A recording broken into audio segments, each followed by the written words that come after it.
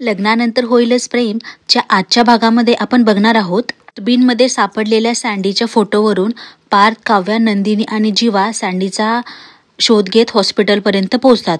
तिथे नंदिनीला पाहिल्यानंतर सँडी नजर चोरू लागतो. सगळं मान्य करण्यास नकार देतो. नंदिनी रेखाताईंना सांगते की माझ्या किडनॅपिंगच्या मागे दीपकचा साथीदार हा सँडीच होता. हे रेखाताईंना कळल्यानंतर त्या लगेच सँडीच्या कानाखाली मारतात आणि म्हणतात, अरे नंदिनीचे आपल्यावर किती उपकार आहेत, तिने आपल्यासाठी काय काय केलंय हे सगळं विसरलास का तू?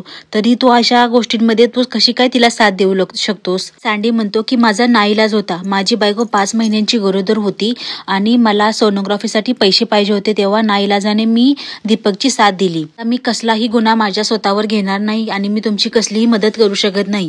तेव्हा खूप राग येतो आणि तो म्हणतो, तुला समजवण्याचे 2च प्रकार मला माहिती आहेत, एक तर प्रेमाने नाहीतरी असं म्हणून तो सँडीला मारू लागतो. तेव्हा काव्या त्याला थांबवते आणि म्हणते, काय करताय तुम्ही हे पार्थ?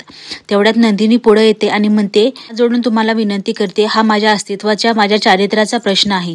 सगळ्यांना खरं खरं सांगा. तेवढ्यात तिथे डॉक्टर येतात आणि म्हणतात की बाळाची तब्येत खूप खालवली आहे. त्याला जर AB निगेटिव्ह रक्तगट नाही मिळाला तर आपण त्याचे प्राण नाही वाचू शकणार.